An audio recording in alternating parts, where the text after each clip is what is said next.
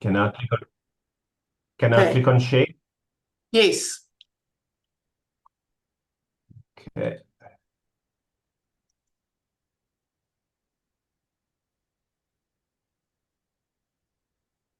it's taking its time. Was I needed to minimize that first, that's why. Okay. Right. Okay. Now, hello everybody, and I'm so glad to be having a little bit of a chat about macro photography. It's one of my most favored genres. I'm not saying I'm much good at it, but yeah, let's have a look at some images and then we can explain more or less what we're talking about. Firstly, I'm going to talk about different lenses and the options that you have.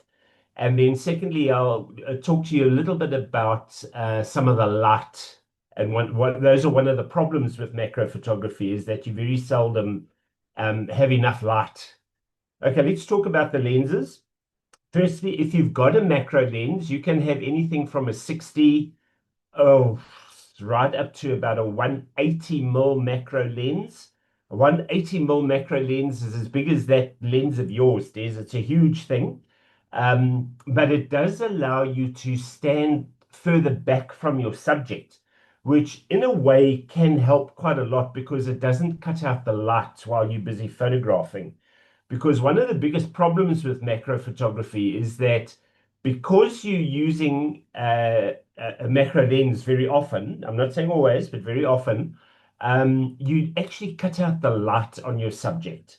And that's why extra lighting in a macro image is very often very necessary because you're cutting out the light, the available light around you. Okay, a 60 mil, 100 mil macro.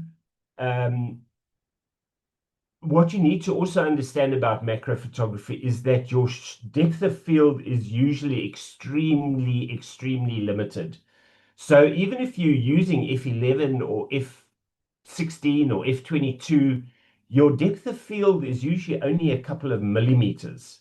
So you land up with things that are in focus in the foreground, if you've got your focusing right, obviously, and then they taper off to out of focus very much in as the subject is further away from the camera. Now, Des showed you those f2 images, which are the depth of field is probably about 2 millimeters. So you have very limited depth of field on very wide apertures, a low number, which is a high aperture. I mean, a wide aperture. Now, this image that you see on my desktop at the moment, that was taken with a macro lens um, with just a lamp light on, actually, no further light than that. But this was taken at about f16. And if you look at the image, you'll see that the back of the flower is very sharp, and then the petals are all softer. And that's the what I find is the beauty of macro is that you can have sharp and out of focus all within one frame. And oh, I'm being told that my internet is unstable. Des, can you just affirm that you can hear me? No, can hear you fine, Leon. It's lying to you. All right. Okay, so you can have very sharp subjects and you can have some out of focus detail in the background as well, which I find very appealing about macro photography. But anyway, so if you don't have a macro lens, don't despair because there are other options as well. Now, the first option I'm going to tell you about is something that I've never tried myself. They tell me it works where you actually take a standard lens and you turn it back to front and you hold it up against your body of your camera. Apparently, you get a bracket that can hold it in place, and that will turn your normal standard lens into a macro lens. I don't know if anybody on this group or anybody that's listening has tried it. I have never tried it. I've always had a macro lens, so I've never needed to try it. But it would be interesting to hear from anybody if they have tried it and what sort of success they have had. The other option is the option that Mark and well, I think Deanne is also using it. are some close-up filters, which are filters that you screw onto the front of your normal lens, and it does help to bring your subject that much closer. The other option, obviously, is to use any lens that you have, and you won't be able to use it as a macro lens, but you will be able to use it as a close-up lens. And for that, the longer the lens, the better the results I find. Sometimes you do have focusing issues, but you do get a fairly good result. But it does mean standing quite away from your subject, and it's really difficult to use if you are trying to pinpoint a little nunu on a flower. It's really difficult to use that technique. But let's have a look at some images and some of the things that and I'll show you what image was used well, you'll see what sort of results you get. Okay.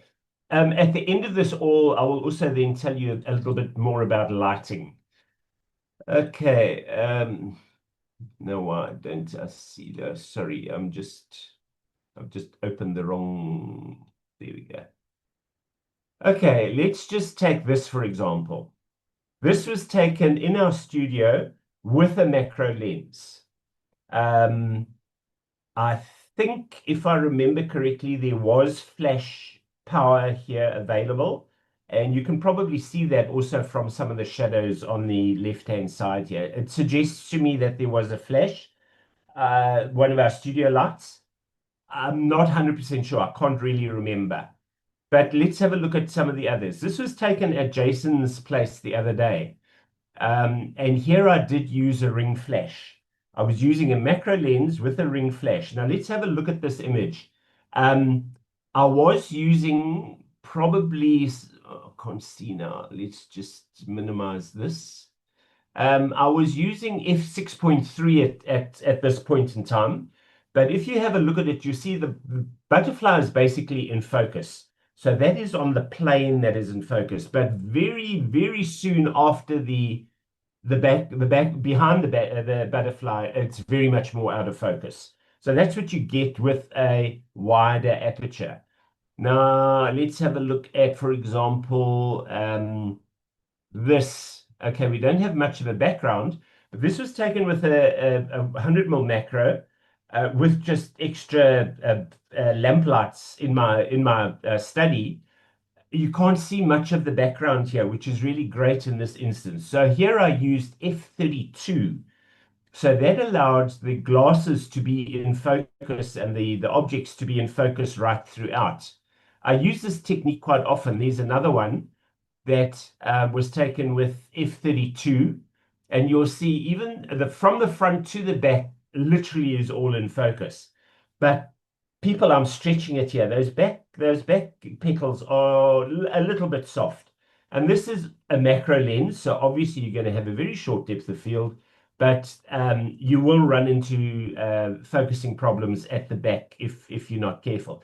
I'm lucky that my lens does go to f32, so I can use that to my advantage. Okay, this one here was a macro. Obviously, you can see that was taken with my macro lens at f13. So I have fair detail on the thorax, the head, and the face of the fly. The tail is slightly soft, but that is a feature about macro, is that very often can happen. Now, some people say no, it must be in focus all the way through. But luckily in salons nowadays, they accept that. And that is a feature about macro, that a certain part of your image is going to be a little bit soft. Okay, this one was just, and you can see clearly here, this was a macro lens. And what I did is I made sure that that background was well out of focus, having the worm very much in front of the background so that it stayed out of focus. Okay. This one was taken, interestingly enough, with a standard, it was an 18 to 270 lens, and this was taken at 155 mils. And you can see now, this is a close-up image. It's not with a macro lens, and you can see you get a fairly good result. And I'll show you some further ones with these are macro, for example. That was a macro lens taken at f9, right? And then, okay, this one also I think is a macro lens. Yes, also f16. Right. I want to show you some stuff like this one, for example, was not taken with a macro lens. This is a vine snake and they're deadly, deadly venomous. So I didn't want to get very much closer than this. So this was taken at 270 mils with an everyday lens. It's not macro at all, but it's a close-up image. It's not a macro image as such. But you see that you still can get a fairly good result if, for example, your image is in focus. This was handheld, so I was lucky that it is pretty much in focus. But if you are using a 100 mil macro, 100 mil, or 400 mil lens, or a 270 in this instance, it always is a good idea to have it on a tripod just to prevent movement. But that I do realize that that's not always possible. This one was also, I think, this is taken at 400 millimeters. You see the background and the edge of the far edge of the mushroom is out of focus because I was fairly close here. If I was further away, I would have possibly had more in focus in the background as well. So that depends on the distance you are from your subject as to what will be in focus and what not. This was taken with just a standard lens, but at f5.6. So I wanted a fairly soft background, but because I was so close, most of it is in focus. Okay, let's just have a look. Are there any questions so far? Please just stop me and ask if there's things that you don't understand. Okay, that is with a 100 mil macro at f4. And you can see exactly what Des was talking about as being this very thin sliver that is in focus, and the rest of the image is well out of focus. All right, for this particular image, but it's every image has to be decided on its merit. Okay, this one is also 100 mil and f22 in this instance. Okay, could have been a little bit sharper, and maybe I should have used f32. But it's acceptable, put it that way. Here's one that is a 400 millimeter f5.6. That's the way I usually operate in Kruger Park, and this was just out of the car window with no extra special settings. So 400 mils f5.6, which is what I usually use to photograph the animals, and I actually quite like that out of focus background. This was quite close. So I was pretty lucky. This was taken in Jason's garden the other day, 100 mils at f6.3. So there you can see the depth of field that we're talking about here. Okay. Now, as far as lighting goes, just take this image, for example. This was taken out in the garden, and I did use extra full-in flash on this particular image. If you have a look at it, you see how dark the background is. So this spider was hiding amongst the foliage and the flowers, which made it very dark where it was located. So there would have been two things. Either I'd have to use a very long shutter speed, which is a bit impractical when you're talking about moving and living animals because they move and then you've got a blurriness, or use some sort of extra lighting to be able to illuminate that subject and use a fairly acceptable shutter speed and aperture to be able to get a decent result. Okay, now using a long shutter speed was out of the question, so I had to use extra lighting. Now, let's talk about some of the extra lighting. I've got a couple of examples here. Firstly, let's talk about your onboard flash. Now, people, your onboard flash is something that most people overlook. I think Mark Leslie and them had quite a revelation at the macro workshop at Jason's place the other day. He was using his onboard flash and he was getting quite bright images. So there were lots of shadows and bright images. And I said to him, well, just halve your power of your flash, which he didn't know could be done. But he did do that eventually, and he was getting great results. So using your onboard flash is a very handy tool, but there are disadvantages. The onboard flash, if you've got a very bulky and quite long lens, it can create shadows of that lens onto your subject. So you've just got to be aware of that. Um, you can also put a diffuser over the flash and to cut the power down of the flash. That's a really great idea. Or if you don't have an onboard flash, if you've got a Canon 5D, for example, doesn't have an onboard flash, these are good examples. If you've got an external flash to use on your camera, yes, that's a great idea, but very often they are just too bright or the light is just too dispersed. These flashes, you can usually move them down. You can usually choose up to 1/64th of your power of your flash. So instead of using it at full power, which will totally drown your subject, if you can use it at 1/64th or 1/32nd of the power, that goes a great way. But the direction of your flash might not be right. So putting some sort of diffuser or some sort of tube on it is really a great idea. These are all handmade options.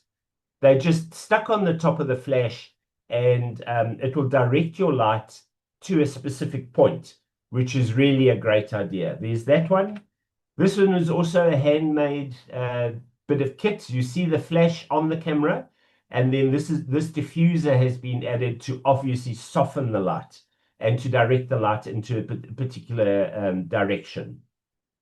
That is another handmade one. You can see they're all handmade, and they all work particularly well. And I was trying to think who was it at Jason's place was using Paul. No, What's his dear. name? Nadia was Yeah. using a yogurt cup, just a plain and Yes. simple yogurt cup that he attached to the front of his flash. I think it had a bit of diffusing paper on the front of it, but he said it was Yes, it working like did. a charm. Yeah, and he said it was working like a charm. So people, you don't need expensive equipment here, but what you probably will need is some sort of diffusion on the light of your on your flash. Yeah. So When what you he did, sorry, he yeah used the yogurt cup, and then yeah he cut a hole into like that. It goes out, and then in the front of the yogurt, so the wide yeah part that is where the yes light's coming out of, he put yeah a whole lot of that gift wrap paper, which is almost like tissue paper, okay okay and he put a yeah whole quite a few layers of that on. Yeah. yeah. But you know that you can even use a piece of A4 white typing paper. The light goes through that pretty well. And okay, it will diffuse your light considerably, but that might be what you're looking for. So experiment. This person here has used looks like a doily of some sort with an elastic around it, which is obviously working for them. But what I need to just point out before we go there, if you have 15,000 Rand, you can buy yourself a ring flash. Now, I bought mine many years ago and it was definitely a lot less than 15,000 Rand. But I find this very, very useful. And the nice thing about this ring flash, do you see it has two sides to it? So you can set the one side brighter than the other side if you want to and create more molding that way. This is a Canon one, but you do get other varieties makes as well. Okay. Or this is the top of the range one. 27,000 Rand of your pocket money will buy you this one. And this is the most amazing flash because those heads actually move up and down. You can move them predominantly to one side or as they are, one on each side. The flash power can be regulated on each one, and they can be rotated and moved, and they do everything except do the washing. So they're really, really useful. But 27,000 Rand is a lot of money. Not everybody's cup of tea. I just want to show you this particular image. I think it was this one. If you have a look at this image carefully here, do you see that little highlight in the eye? That was taken with a ring flash. And that is one of the drawbacks of having a ring flash, is that it sometimes creates those highlights. I don't see them. I look past them. It doesn't worry me. But I know for some people it worries them, the fact that those highlights can be seen. But now when you're using some sort of light and when you're using illumination, any type of illumination, you obviously have to change your aperture and your shutter speed. And a good rule of thumb is to use about f11. Now, if you're using a macro lens, f11 will give you a fair depth of field, okay? And use your flash, you've got to use within your flash sync speed for your camera. So round about between 1/25th and 200th of a second. If you go, some cameras are 250th of a second, but if you go beyond 250th of a second, you make it 300 or 400, you're going to get a half lit subject. One side will be lit and the other side will be dark. So be careful about that. Some cameras won't even take your image if the flash sync speed is wrong. So just be aware that you've got to have the right shutter speed and the right aperture.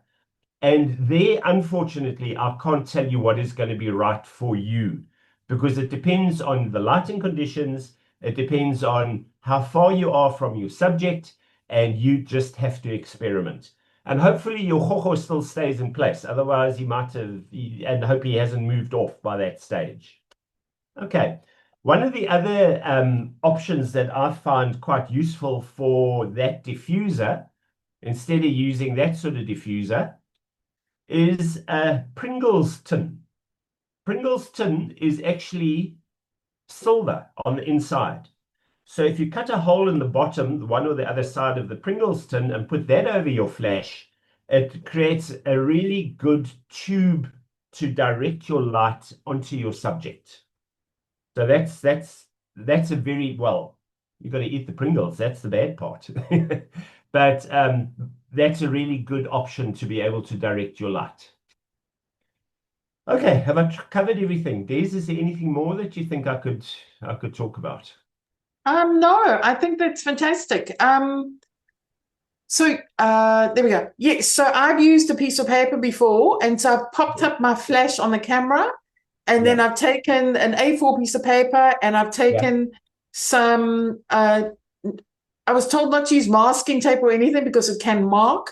So if you go to the chemist and you get that very, very weak, because it is weak, because you bump the paper, it comes off, that strapping. It's a very white sort of furry strapping, and you use that to put it sort of on the top of the flash and over it. It diffuses your light beautifully, absolutely beautifully. So if that's all you've got, that's absolutely fantastic. And that's just a plain piece of white typing paper, computer paper. Yes. Absolutely. Beautiful. Yeah. And the person who told me to do that was Peter Venter, who is the top macro specialist in South Africa. So he said, if that's all you've got, that's absolutely brilliant. And especially if there's a lot of dewdrops, if you use your flash with the dew and the rain, it sparks out quite badly. And that just diffuses everything. And I think the other thing, people don't realize that on your camera, you can dial it down. Like you said, people don't realize you can dial the strength of your flash down on the back of your camera. You'll see something flash, and you can dial it down. You can dial it up and you can dial it down. Yes. Yeah. You can go usually 2 stops either way with the onboard flash. Yeah. Yes. Yeah. Yeah. You can make it stronger by 2 stops or weaker by 2 stops. Yeah. If I remember correctly. Yeah.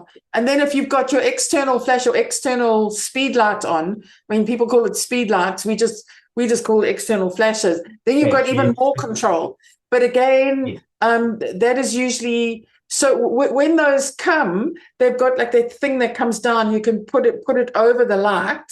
But that often doesn't diffuse it enough. That's why people walk around with Pringles and yogurt tins. And Paul's thing was just absolutely amazing. Yeah, there's a Pringle tin that works like a charm.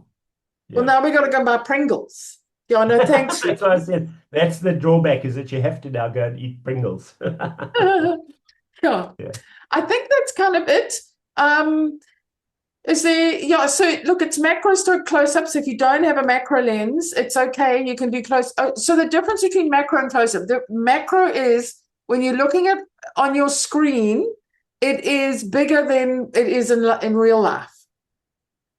Yeah. Yeah. Yeah. That's macro, yes. Yes. Okay. So if you've got a little spider and you put it on your screen and it's this big on your screen, it means you've done a macro shot. If it's slightly bigger, it's still, yeah, because some spiders are so tiny. Okay. So even if you use a close-up lens, you're not using macro, it's going to be macro-ish. But we macro close-up, so it's not pure macro. So but if you've got a tiny spider on a big flower, that's more of a close-up, which is still fine for this challenge. Yeah. I actually find it quite difficult to distinguish between macro and close-up because to me, if I've used my macro lens and I'm taking a macro image, even if it is quite big or quite small in the frame, it's still to me a macro image because I've used my macro lens.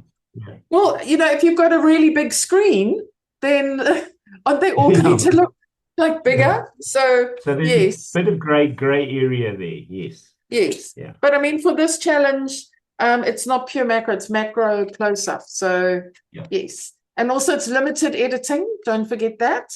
Yeah. Is it color and mono? Yes. Yes, it is. I've got it, check. Okay. Oh, it's stuck with press stick. Yeah, color and mono, yes. Color or mono. Limited editing because it's kind of nature. And also remember, it doesn't have to be insects. I mean, we're talking about insects, so it doesn't have to be insects. It can be a zip. It can be a bottle top.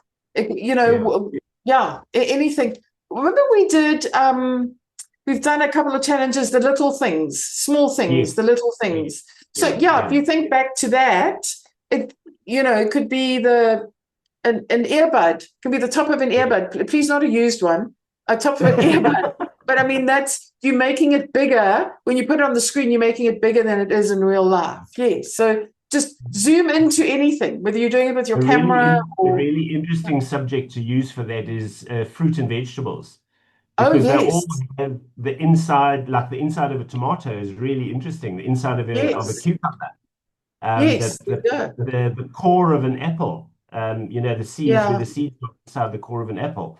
Those are all really interesting things, and they really make really good subjects for macro photography. Yeah, and if you want to cut a piece of kiwi, you often see those pictures, or a thin piece of orange or a thin piece of lemon, and just put a desk lamp behind it. You obviously don't want that in its way, and then you take the photo of the light coming through. So but if you, I mean, there's thousands of examples on the internet, so it doesn't have to be insects. We just talk about insects because we're talking about macro. So are there any questions?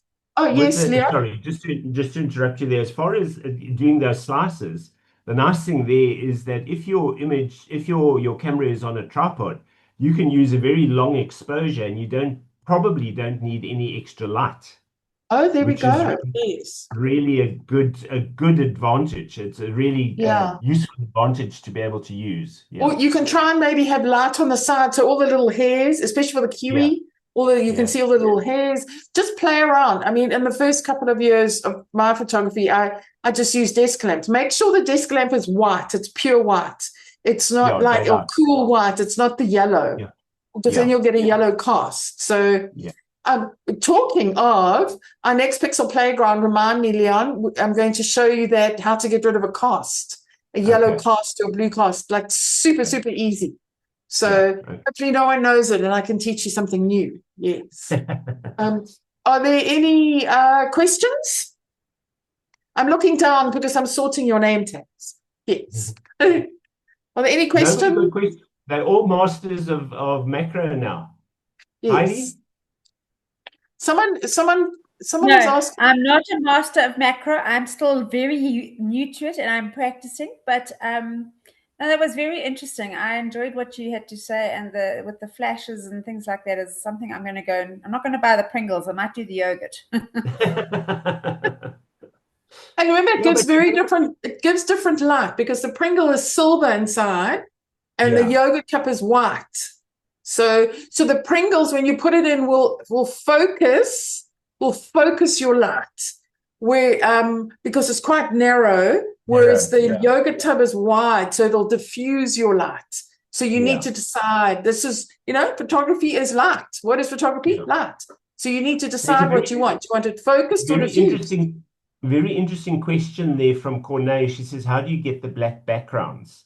Now, that's something that confused me right up front when I started macro photography as well.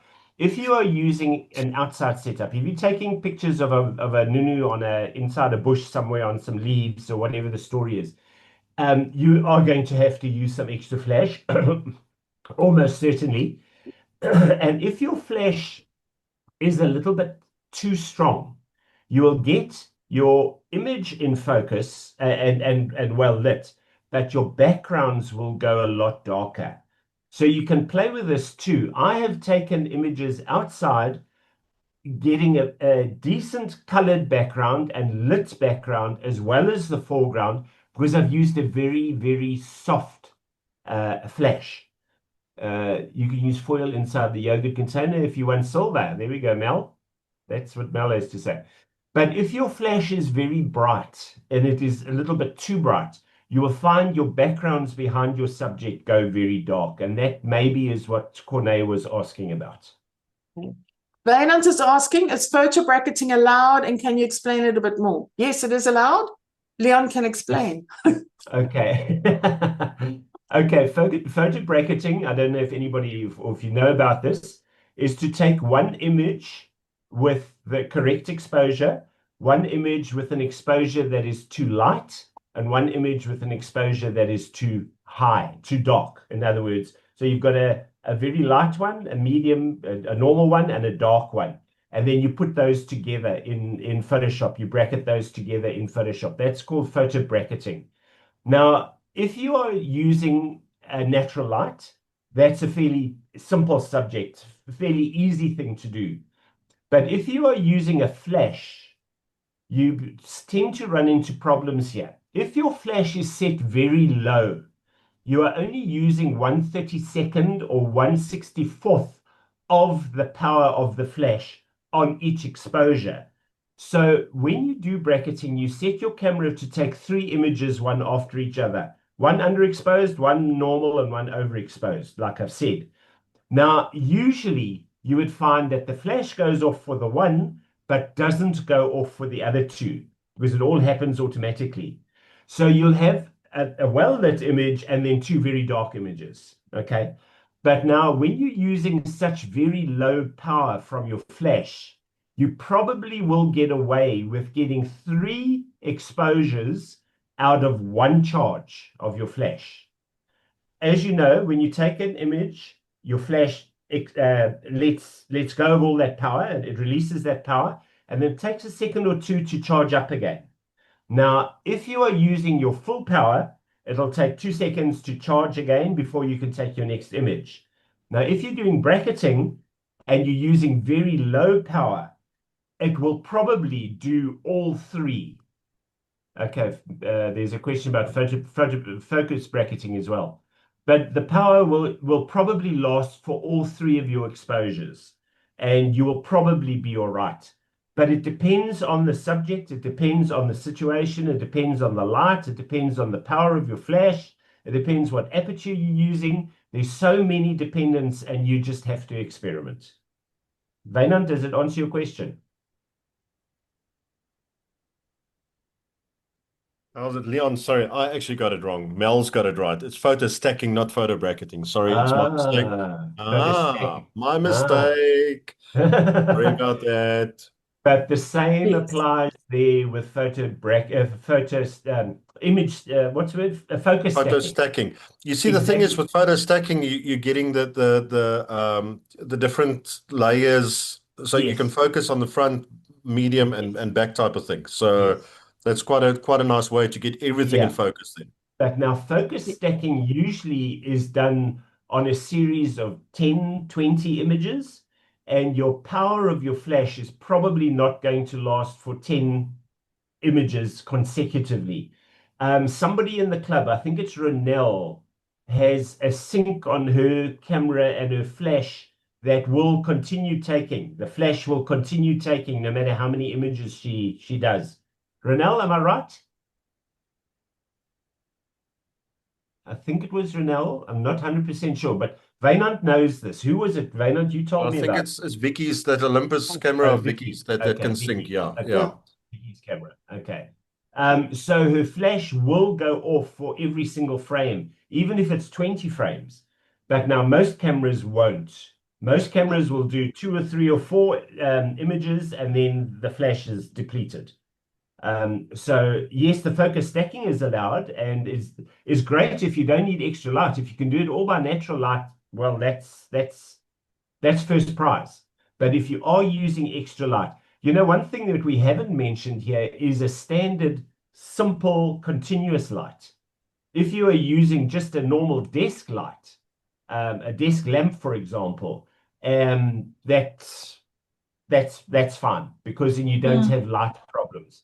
But if you're doing it out in the field and you're relying on a flash or something like that, you are going to pick up issues. The other thing is, it's not just when it's dark. If you're shooting straight into the sun, you can also use your flash. So don't forget about that. Yeah. Very good idea to fill in the light from the foreground, from the front. Yes. Yeah. Just use your flash. So if you've got a pop-up flash, use it. Take a piece of paper. You can actually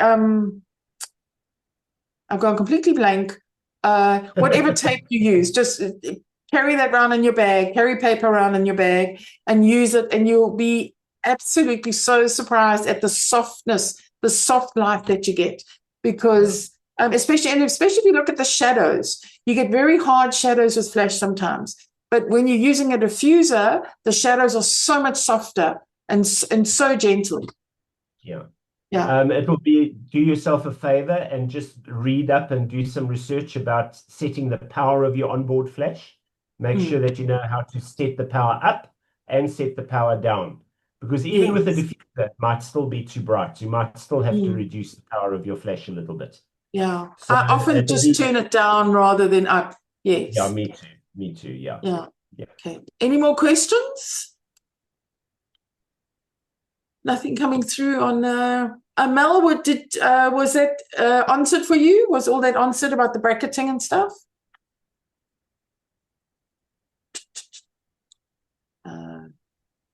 Okay. Well, I think that's it. Oh, and so just for the portraiture, we're not going to have a Zoomie for the portraiture because we're having a workshop. So we're getting models in and everything like that. So we won't have one of these. It's also kind of hard for portraitures, so many things. So is it, where is my, is it just, it's human and animal, which is so cool. Oh, I should have kept my picture for that. Okay, I entered a picture last night. I'm like, oh, yes. So we will be having a human portrait workshop. I'm not sure when. So just with the exhibition coming up, we just needed more time. Corné needed more time to organize. Once the exhibition is over, maybe our lives will get back to normal, maybe. So, okay. Wait, there's two new. Yes, thank you. That's exciting. Oh, yes, the portraiture, yes. Corné, everyone's excited. Yes. Thank you very much. Okay. All right. Thank you very much, Leon. Thank you so much for all that expertise and passing on all your knowledge and wisdom. We really appreciate that. Thank you. We're hoping to see most of you. If you're not exhibiting, please come and visit. There are cupcakes, which is really important. Okay. Lots and lots of cupcakes and coffee and tea, and it's like I said, over 220 images. It's going to be insane. It's going to be fabulous. And a whole lot of people from Rosewood are coming. So there we go. If they're coming, you've got to come. With all the advertising I've seen on Facebook about this, I think we're going to have 3 million people there. The whole of Harrisburg. Well, we've only got 120 cupcakes, so you better come soon. You better come in the morning. All right. Like everybody, thank you so very much. Thank you. Anybody with questions before we log off? Yeah, any more questions? No. That's it. There's 17 chats. Hopefully we've got everybody. Yes. Wonderful. Thank you, everyone. And we'll Okay. see you on Saturday, or we'll see you at the meeting the following Wednesday. Yes. That's right. Go. Okay. Or if you're going Thank to you. the DJ rally, enjoy yourself. There we go. Okay. Thanks. All right. Thanks. Thank you. Thanks. Cheers. Bye now. Thanks, Kone. Thank you, everybody.